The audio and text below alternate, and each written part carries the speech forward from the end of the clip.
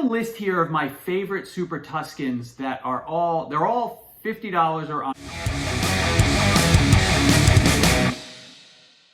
Hey, welcome back to Drinking It In.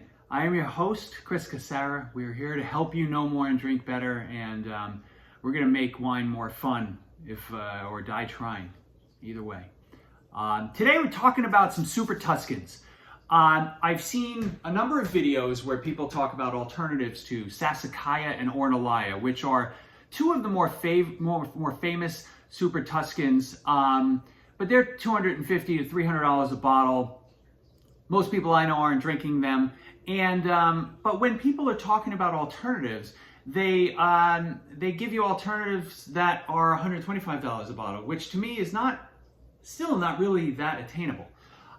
So I have a list here of my favorite Super Tuscans that are they're all $50 or under. Most of them are in the 20 to 40 range, right? And I wanted to just talk through why I like a lot of those, and also just give you some background on what a Super Tuscan is, right? Just in case you don't know, because we're not born with this knowledge. I'm looking at my collar. My collar's all messed up. I'm a mess. So in Tuscany, right, the wine laws were and are, or they for the DOC and DOCG designations were pretty strict, right? So if a winemaker was in a part of Tuscany and they wanted to put Cabernet Sauvignon into their wines or use Merlot in a significant amount, they needed to declassify the wines. They could not be called DOC. They could not be called DOCG. And at some point, I think it was in the early 80s, a few winemakers, basically just bucked the trend and said, listen, these sites are better for these grapes, and I want to make this type of blend. And I think, Sassicaia is one of the most well-known early releases, and it sort of set off this reaction, right, where more people were doing it. And now it at least falls under the IGT designation of Indicazione Geografica Tipica. So it is a much more of a broad designation, but it does provide some sort of guidance, at least as to the direction, what you might be getting in one of these wines. Now, Super Tuscan is just sort of a slang term, if you will. It's not an official term. It's not like, the winemakers are saying, here's a Super Tuscan of mine, right? And it actually means anything. I mean, but obviously in this country, I think it means a blend of red grapes that, the winemaker just figured worked out best. And, and some of these wines just end up being some of my most favorite wines in the world. So these are in no particular order. They're not even like in alphabetical order. They're just kind of sprinkled around. And, they represent my favorite Super Tuscans that are under $50 that are accessible as well. Like they pretty good distribution. So you should be able to find them if you want a bit of a different red wine than, a normal Chianti Classico or just, California Cabernet, right? Let's bring those together. Number one, Poggio al Tesoro does a wine called Il Seggio, $35 to $45, right? Think of this as a medium-bodied wine. It's a blend of Merlot and Cabernet Sauvignon, Cabernet Franc, and Petit Verdot, but just gorgeous wine for the price. Number two, Le Macchiole from the Bulgari region.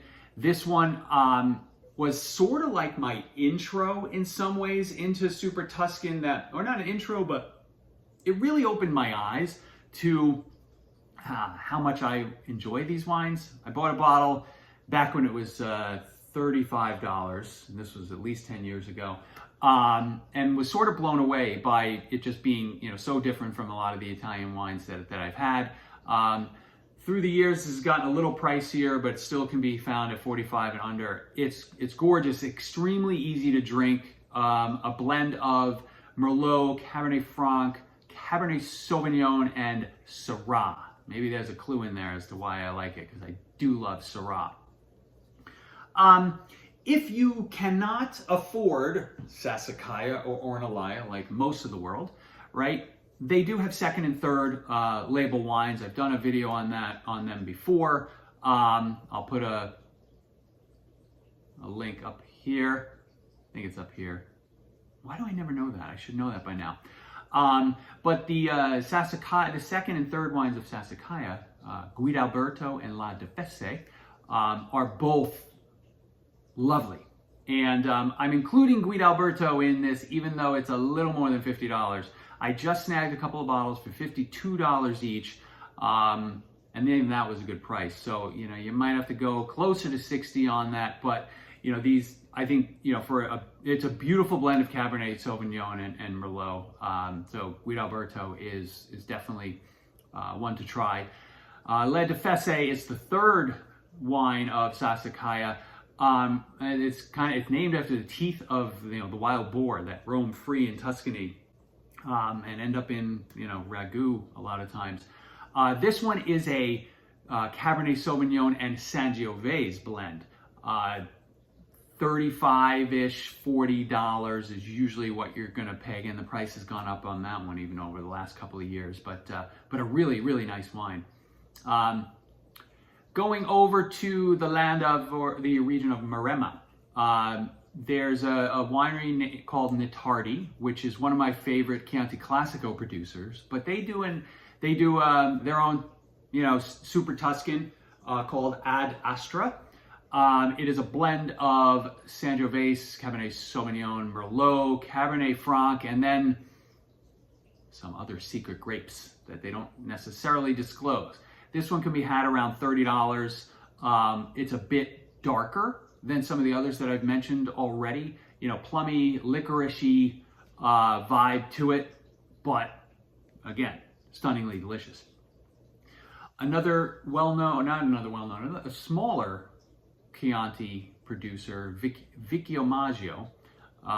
They another Chianti Classico fave of mine.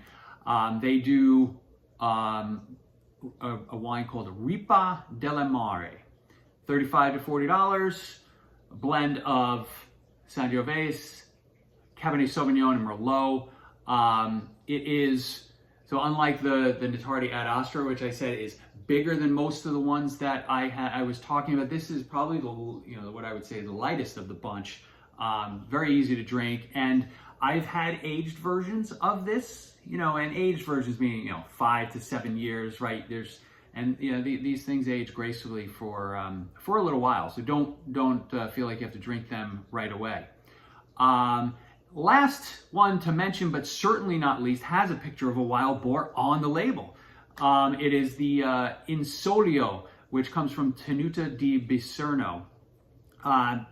This is a blend of Syrah, Merlot, Cabernet Sauvignon, Petit Verdot, Cabernet Franc. I don't know how the winemakers keep all that straight and make decisions, but yeah, this is a fairly big wine, but it's very cherry, right? It's very cherried, and so I think even though it kind of will sit sort of bigger like the Ad Astra, it has a totally different fruit profile, flavor profile than that. Ad Astra's plums and licorice. This one is very, very cherry. Surprising that there's no Sangiovese in there because, you know, because it has so many, I always find it has so many cherried notes. But you might find something different because we all taste differently. So, you know, keep that in mind. But that's the list, right? So if you don't have $300 a bottle to go buy Sassicaia and Ornellaia, don't fret, don't worry, don't get stressed out. Plenty of wines that are much more reasonable, at much more reasonable price tags that are, I can't say just as delicious because I never had a Sassicaia or an Ornellaia, but I'm sure they're pretty much just as delicious, let's be honest.